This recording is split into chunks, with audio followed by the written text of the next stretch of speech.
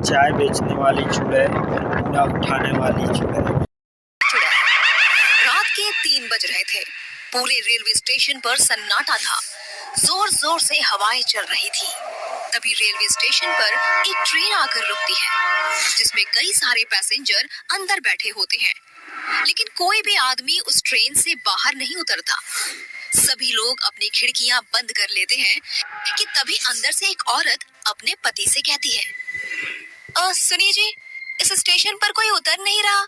Train आगे क्यों नहीं बढ़ रही और सबने अपनी खिड़कियां क्यों बंद कर ली? कितनी गर्मी हो रही है, ऐसे तो मेरा दम घुट जाएगा। उसकी बात सुनकर तभी एक बूढ़ा आदमी कहता है,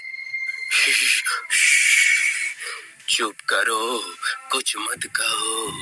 अगर अपनी और हमारी जान की सलामती चाहती हो तो भगवान के लिए चुप रहो। वो दोनों चुड़ैल बाहर ही है अभी। तभी उनके आगे वाले वीआईपी डब्बे में एक परिवार होता है जो नैनीताल से अपने गांव सहारनपुर जा रहा होता है। लेकिन एक राघव नाम का लड़का, मैंने पहली बार किसी स्टेशन पर इतना सन्नाटा देखा है। राघव को वहाँ एक कूड़ा उठाने वाली और एक चाय बेचने वाली के अलावा और कोई नहीं दिखता। तभी उसके पास चाय वाली औरत आती है। चाय, गरम चाय वाली, चाय गरम, चाय वाली साहब, गर्मा गर्म चाय ले लो। चाय। अरे सुनो, कितने की चाय है? साहब, केवल 10 रुपए की।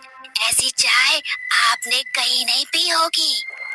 राघव अपनी खिड़की से हाथ निकालकर उस औरत से चाय लेने लगता है, लेकिन वो औरत राघव का हाथ पकड़ लेती है और देखते ही देखते वो एक भयानक चुड़ैल बन जाती है।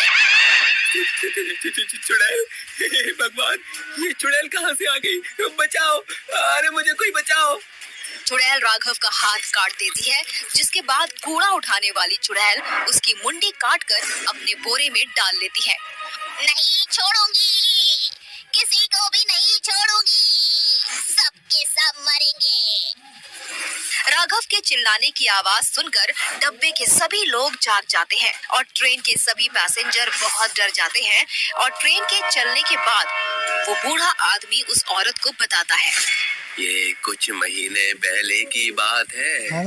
संबलपुर गांव से 2 बहनें रीता और सीता शहर जा रही होती हैं। वो दोनों ट्रेन में बैठ जाती हैं, जिसके बाद ट्रेन चलने लगती है।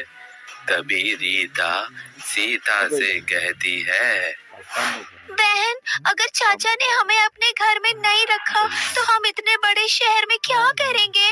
देख बहन, हमें कुछ तो करना ही होगा, क्योंकि अब हमारे साथ हमारे माता पिता नहीं हैं जो हमारी देखभाल कर लेंगे। हमें खुद ही अपना ख्याल रखना होगा।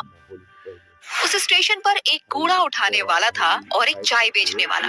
ट्रेन के सभी पैसेंजर सो गए थे कि तभी सीता रीता से कहती है, बहन, बहुत जोरों की भूख लगी है, चलो चाय पीकर आते हैं। वो दोनों बहनें सुनसान स्टेशन पर ट्रेन से उतर जाती हैं, जिसके बाद सीता चाय लेने जाती है। वहीं रीता को प्यास लगती है, इसीलिए वो पानी पीने के लिए कूड़ा बीनने वाले से पूछती है, भाई साहब, मुझे बहुत जोरों से प्यास लगी है, क्या यहाँ पानी मिल जाएगा?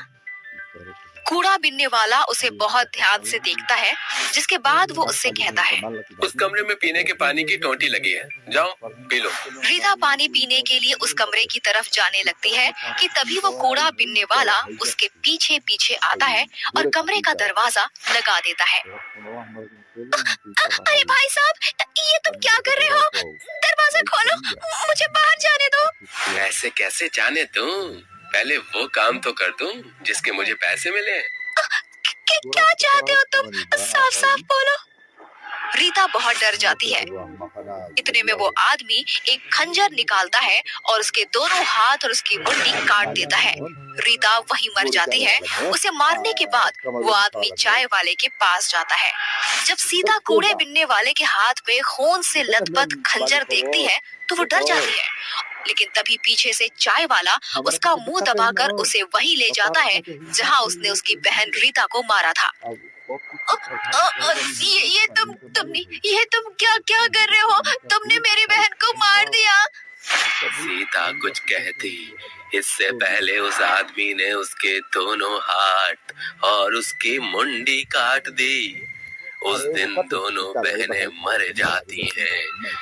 उनकी मौत क्यों हुई आज तक इस बात का पता नहीं चला। सरकार ने भी उन दोनों बहनों की मौत का पता नहीं लगाया, लेकिन उस दिन के बाद वो दोनों बहनें भयानक चुड़ैल बन गईं, जिसके बाद वो रेलवे स्टेशन से उतरने वाले हर एक पैसेंजर के हाथ और उनकी मुंडी काट देती हैं। लेकिन अगर ऐसे ही रहा तो वो दोनों चुड़ैल तो कई लोगों को मार देंगी। हाँ बिटिया, मैं जानता हूँ, इसीलिए मैं संबलपुर गांव से शहर जा रहा हूँ, जहाँ वे दोनों बहनें जा रही थी। शायद वहाँ जाकर मुझे उन दोनों बहनों की मुक्ति का कोई रास्ता मिल जाए।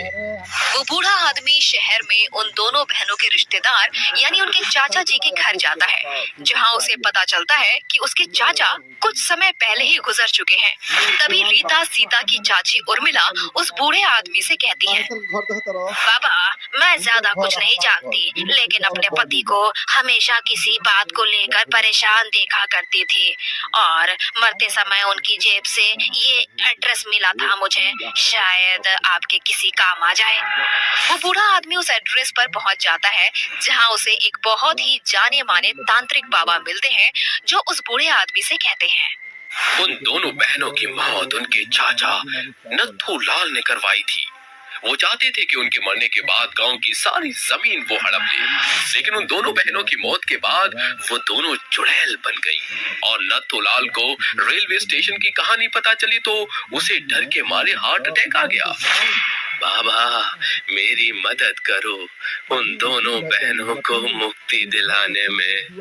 उन्हें मुक्ति नहीं मिली तो वो ऐसे ही सबको मारती रहेंगी। वो बूढ़ा आदमी तांत्रिक बाबा को रेलवे स्टेशन लेकर जाता है और जैसे ही रात के 3 बजते हैं, वो दोनों चुड़ैल सामने आती हैं और जोर जोर से हंसने लगती हैं। चले जाओ यहाँ से, ये रेलवे स्टेशन मेरा है, मैं सबको मार दूंगी। हम तो तुम्हें केवल यहाँ तुम्हारी मौत का कारण बताने आए थे। क्या? हमारी मौत का कारण? तांत्रिक उन दोनों को उनकी मौत का कारण बताता है, जिसे सुनकर वो दोनों रोने लगती हैं। तभी तांत्रिक बाबा उसके चाचा नाथूलाल की आत्मा को बुलाते हैं और इसके बाद नाथूलाल गिड़गिड़ाते हुए दोनों चुड़ैलों से माफी मांगता है। बिटिया, हमका माफ कर दो, हमसे बहुत बड़ी गलती हो गई। मुझे अपनी गलती का बहुत पछतावा है। जैसे मैं इस दुनिया को छोड़कर चला गया हूँ, तुम भी मुक्त हो जाओ।